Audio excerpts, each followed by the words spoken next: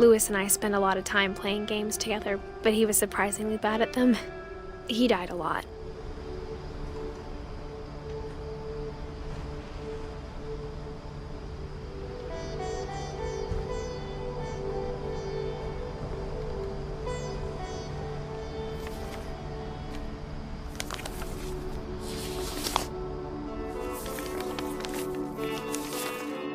Dear Mrs. Finch, as Lewis's psychiatrist, I can understand your desire for an explanation. As I see it, the trouble began in January, shortly after we convinced your son to seek treatment for substance abuse. Newly sober, I believe Lewis first noticed the monotony of his daily life.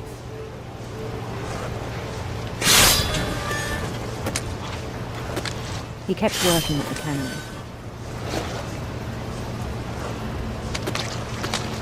But he withdrew part of himself. In our sessions, I saw the same behavior. His mind began to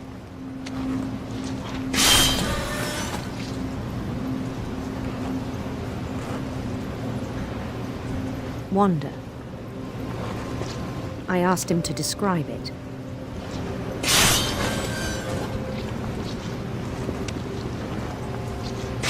He said he started small, imagining a labyrinth. He'd feel his way about. Then something moved. Bats. And toads.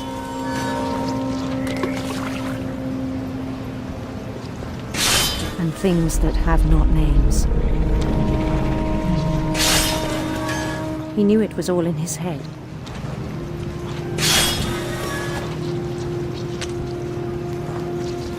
But he took it very seriously. I had hoped he'd find himself.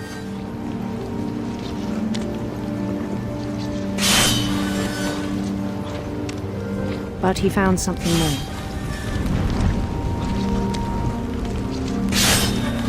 I worried about him then.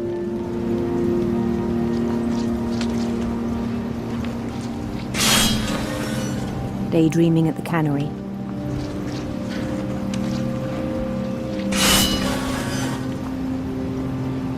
I spoke with his boss. But he said Lewis had become a model employee. Methodical, tireless, focused.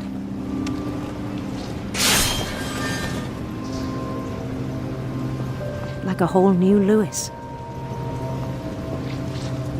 So I let him go on.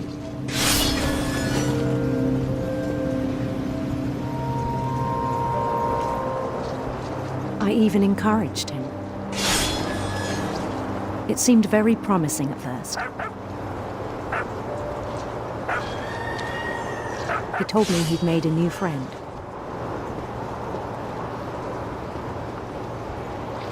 On the edge of a city he named Lewis Topia. He built the city up slowly, brick by brick. Then he made musicians.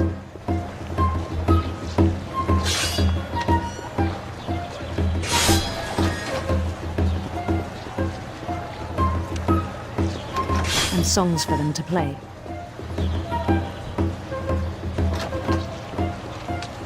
He talked about starting a band.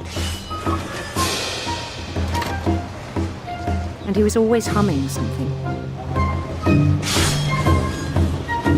Every day his imagination grew stronger.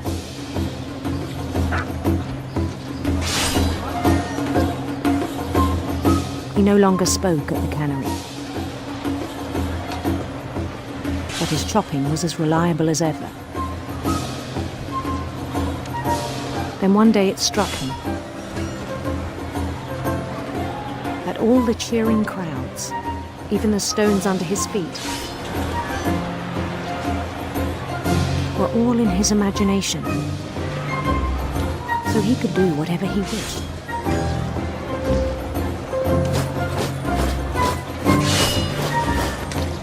He held an election for mayor.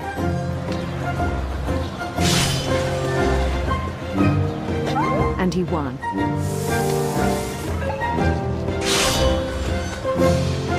They begged him to stay, but his mind was already wandering.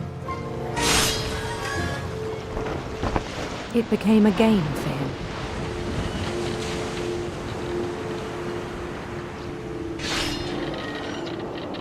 He'd conquer a city, then immediately push on.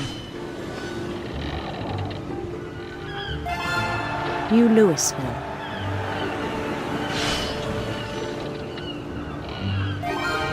St. Louis.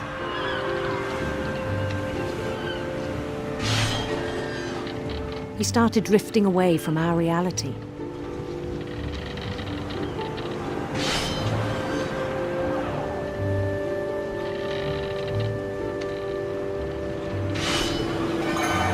Minneapolis, until one day he forgot to go home from the cannery.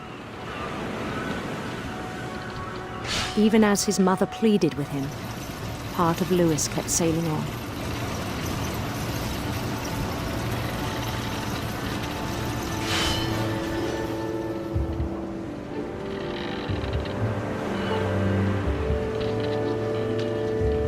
In Louisburg, he heard rumors of a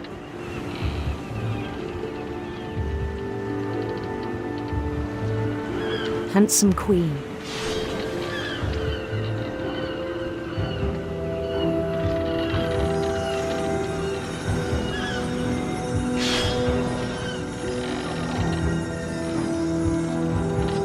The queen was on her own quest for radiant rainbows.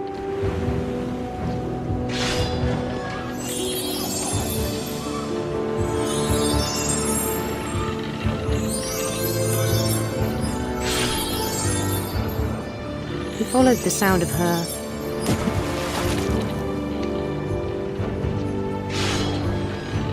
silver harp.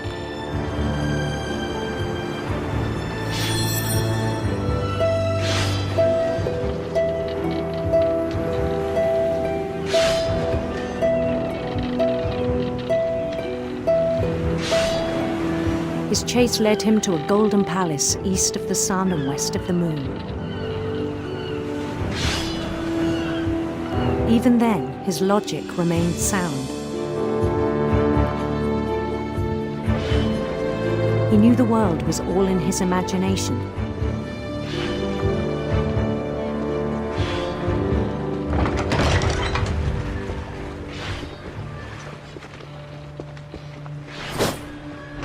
But he was so proud of having created it. In his own eyes, he'd become something greater than a king.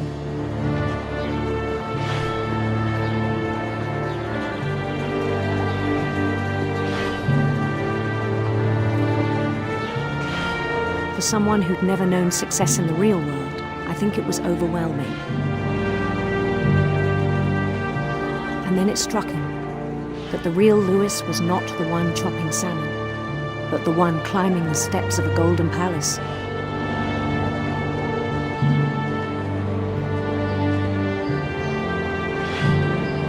My imagination is as real as my body, he told me. It was hard to argue with him.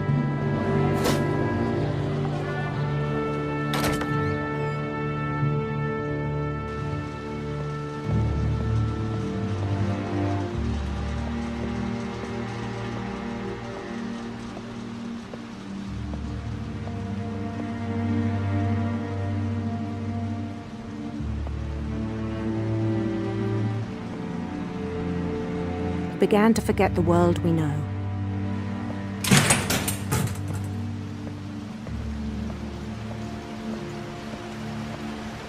I think it pained him to remember Louis, the cannery worker.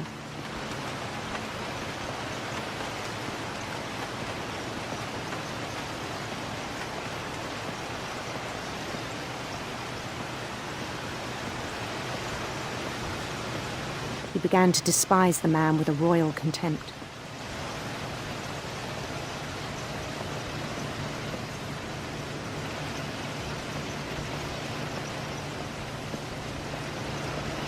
I still thought I could save him.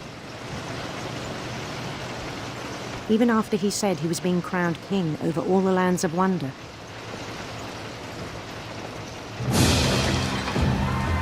The palace would be packed with his companions.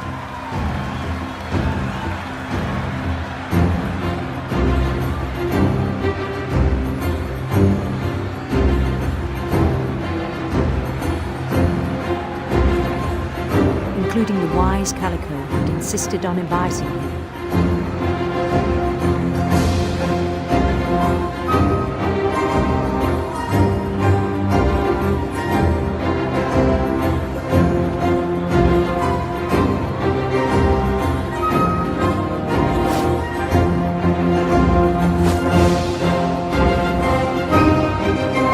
His queen waited, holding his crown.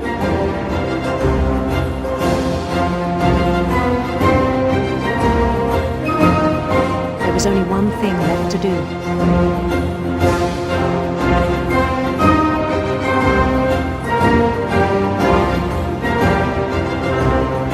Bend down his head.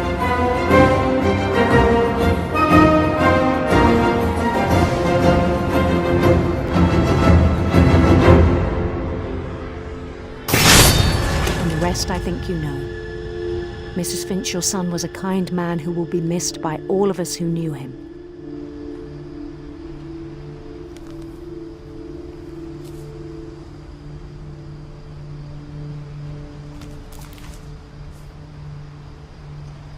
My brother was really cool. I wish you could have met him.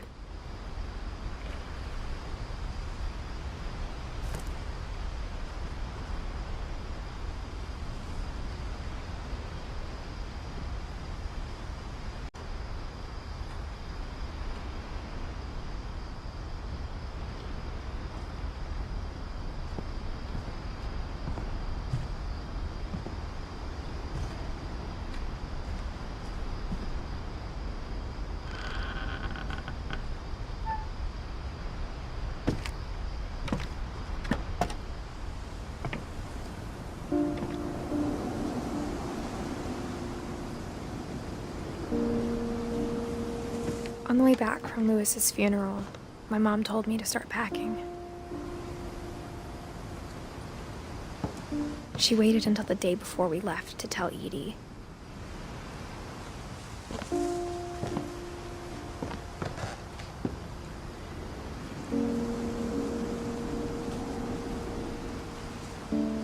I'm not sure if she wanted to make it easier or harder.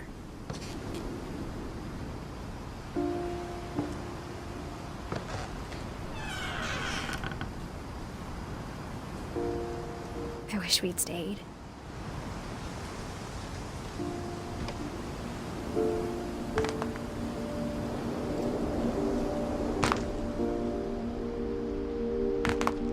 But I understand why we left.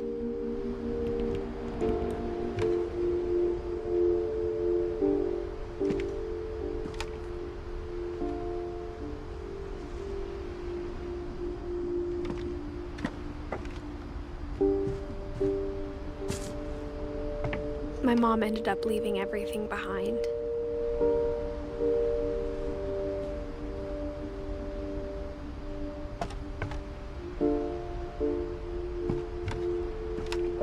What happened that night had been coming for a long time.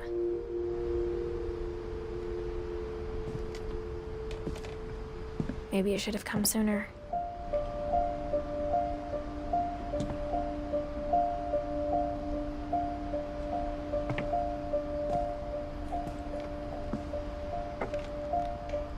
But it had to end one way or another. All that's left now is to tell you about that last night.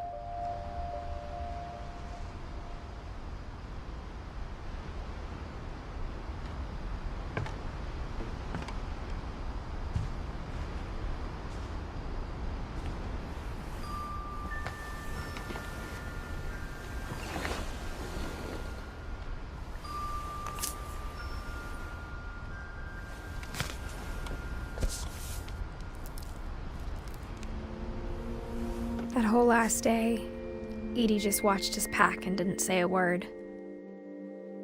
Until supper, when she raised her glass and said, "To our final night together, and all our final nights apart." Grandma, You know what I said about alcohol. Some of your medications are very Edith, specific. I left a present for you in the hallway. Why don't you go open it? The grown-ups have to argue now. I'm sorry, you're right. We're all leaving tomorrow. Let's just enjoy our last... I'm not leaving. Edith, you're excused.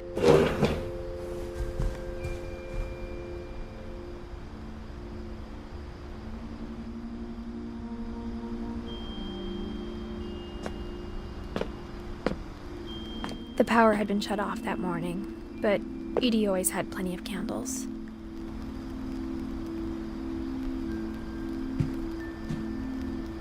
When my mom sealed the library, I don't think she knew about the other entrance.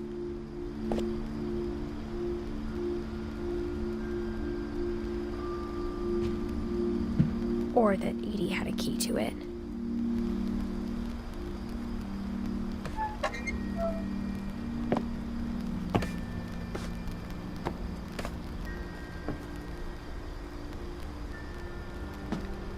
That thing you're afraid of isn't going to end when you leave the house. Edith has a right to know these stories. My children are dead because of your stories. I think it's best if Edith and I leave tonight.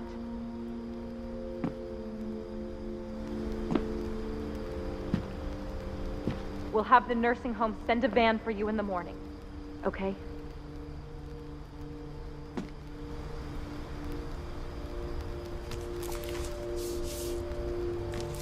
Dear Edith, there's so many stories I wish I could tell you, but there's only time for one.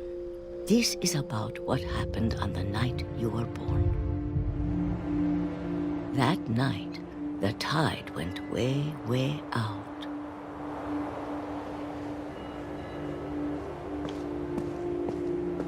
It was the first and last time I ever saw the old house aground.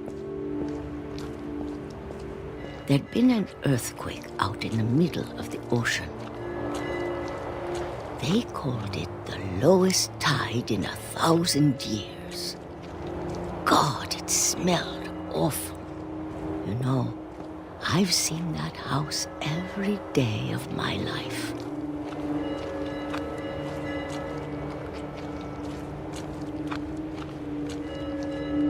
But I never thought I'd go back to it. When the fog rolled in, I lost my way.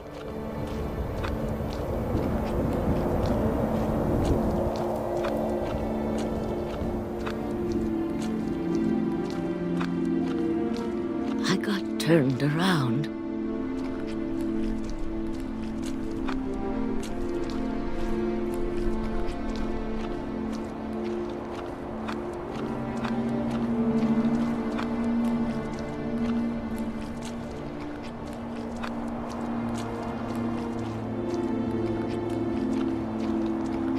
I started seeing things.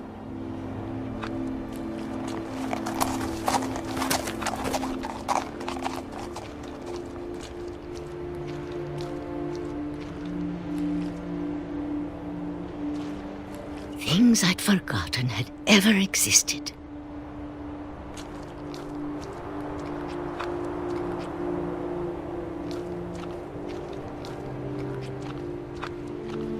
But when I saw them, they felt like old friends.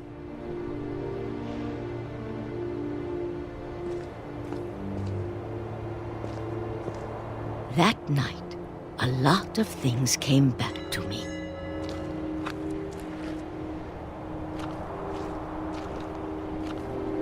Or maybe I came back to them.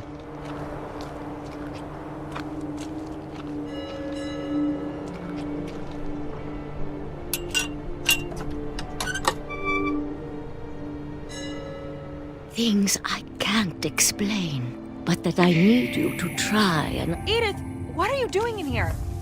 It's mine! Edith! Mom, you're gonna rip it! Let go! I kicked and screamed, but Mom dragged me to the car. I never saw Great-Grandma Edie again. The next morning, the van came to pick her up, but she was already gone. After that, we moved around a lot.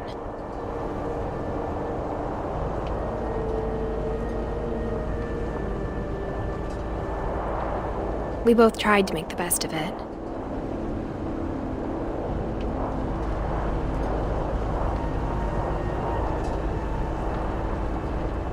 A few years went by.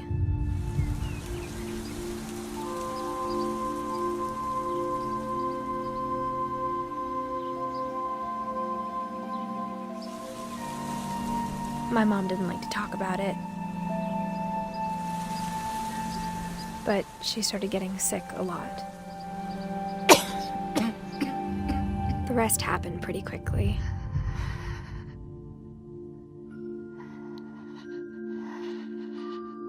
She got better for a while, and then she didn't.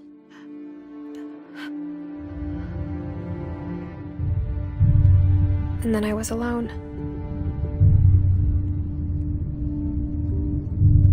The last Finch left alive.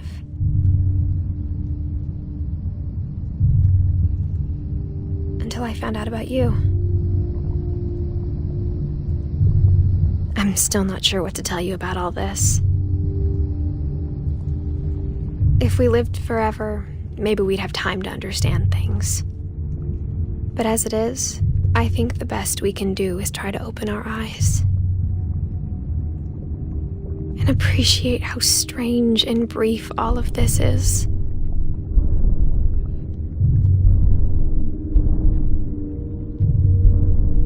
This journal was supposed to be for you.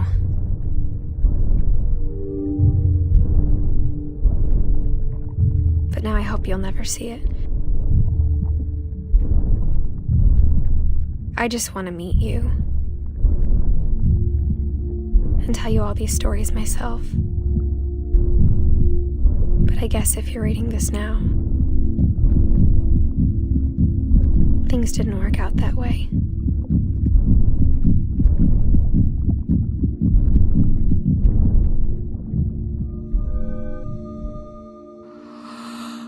This is where your story begins. I'm sorry I won't be there to see it. It's a lot to ask, but I don't want you to be sad that I'm gone. I want you to be amazed that any of us ever had a chance to be here at all. Good luck.